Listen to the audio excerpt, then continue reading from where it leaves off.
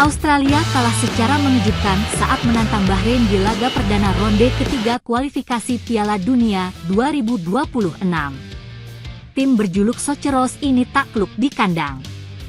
Bermain di Stadion Robina, Queensland, Australia takluk 0-1 dari Bahrain, Kamis, 5 September 2024, malam waktu Indonesia Barat.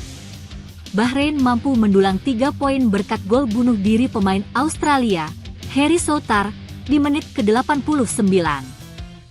Kemenangan ini untuk sementara mengerek Bahrain ke peringkat kedua grup C ronde ketiga kualifikasi Piala Dunia 2026. Kalah di laga perdana ronde ketiga kualifikasi Piala Dunia 2026 zona Asia, membuat Australia gagal mengukir hasil positif di hadapan pendukung sendiri. Kekalahan ini juga menyebabkan Australia kini hanya menempati peringkat ketiga grup C tanpa poin sama sekali. Takluk dari Bahrain juga mengukir rekor tak mengenakan bagi Socceroos. Kekalahan kandang pertama Australia di kualifikasi Piala Dunia 2026 terjadi 2 tahun lalu saat dipermalukan Jepang 2 gol tanpa balas. Alessandro Circati mengaku sangat kecewa dengan kekalahan lawan Bahrain.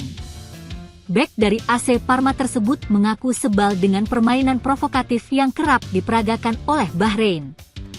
Pemain yang berposisi sebagai bek kanan tersebut menyayangkan aksi para pemain Bahrain yang dinilai mencederai sikap sportif. "Kamu menggambarkannya dengan baik," ujar Alessandro Circati dilansir bolasport.com dari The Sydney Morning Herald. "Seperti yang Anda katakan, saya tidak pikir bahwa kami bermain 5 menit secara penuh. Setiap 3 menit, selalu ada pemain Bahrain yang tergeletak di lapangan. Sesuatu terjadi. Saya tidak bisa berkata apa-apa soal aksi pemain Bahrain. Tetapi saya sangat kecewa," lanjutnya. Bek 20 tahun tersebut sangat benci dengan kekalahan. Dirinya ingin menjadikan laga lawan timnas Indonesia sebagai penebusan dosa dari kekalahan Australia. "Semua orang benci kekalahan. Semua pemain di tim. Anda datang ke sini untuk menang," ujar Circati. "Kami bepergian, saya pribadi, 25 jam untuk datang ke sini, dan hal terakhir yang ingin kami lakukan adalah kalah. Atas nama saya dan atas nama anak-anak, kami memberikan segalanya hari ini. Saya pikir itu terlihat. Saya pikir kami bisa bermain lebih baik. Saya pikir kami harus bermain lebih baik. Namun saya pikir mengenai usaha, kami telah memberikan 100%. Saya memainkan posisi baru, bek kanan, yang belum pernah saya mainkan. Dan saya pikir saya telah memberikan segalanya yang saya miliki. Namun kami akan kembali ke ruang ganti dan fokus pada timnas Indonesia. Dan yang terpenting adalah memenangkan pertandingan itu lawan timnas Indonesia. Pertandingan ini sudah berlalu, tidak ada lagi yang perlu dilakukan," lanjutnya. AFC memberikan julukan baru untuk Martin Paes yang tampil gemilang saat timnas Indonesia menahan imbang Arab Saudi dengan skor 1-1. Timnas Indonesia mencuri 1 poin pada laga putaran ketiga kualifikasi Piala Dunia 2026 di Stadion King Abdullah Sports City, Jumat 6 September. Dalam laga ini, timnas Indonesia berhasil unggul lebih dulu melalui gol yang diciptakan Ragnar Oratmanguen pada menit ke-19. Gol tersebut berawal dari Rafael Struijk yang mencuri bola di lini tengah Arab Saudi, lalu melakukan umpan kombinasi dengan Witan Sulaiman. Bola kemudian dikirimkan ke dalam kotak penalti dan diterima dengan baik oleh Ragnar Oratmanguen yang mengelabui satu pemain lawan.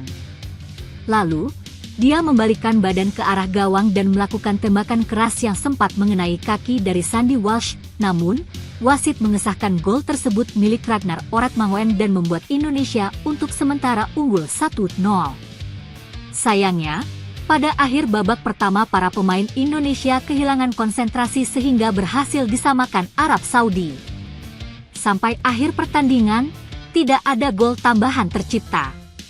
Salah satu pemain yang penampilannya sangat luar biasa pada laga kali ini adalah Martin Paes di bawah mister gawang skuad Garuda.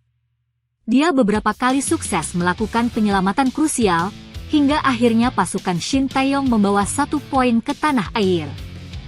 Pada menit ke-77 misalnya, penjaga gawang FC Dallas ini sempat melakukan blunder yang menyebabkan Indonesia dijatuhi hukuman penalti. Namun, dengan luar biasanya dia mampu menepis tendangan pemain Arab Saudi, Salem Al-Dawsari. Kemudian pada menit ke-93, PAS kembali melakukan penyelamatan gemilang setelah berhadapan 1 lawan 1 dengan Veras. Berkat penampilan cemerlangnya tersebut, FC langsung memberikan julukan kepada Martin Paes di akun X resminya. Martin Paes adalah orang yang tepat untuk momen besar, tulis FC.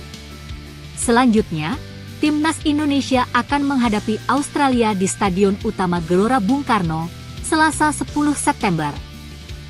Pelatih Shin Tae-yong mengatakan Timnas Indonesia akan menjadi kuda hitam dalam grup C babak ketiga kualifikasi Piala Dunia 2026 usai mengimbangi Arab Saudi 1-1, Jumat 6 September dini hari waktu Indonesia Barat. Dalam pertandingan pertama grup C, Timnas Indonesia mendapatkan hasil positif usai membawa pulang 1 poin dari kandang Arab Saudi, Stadion King Abdullah Sports City.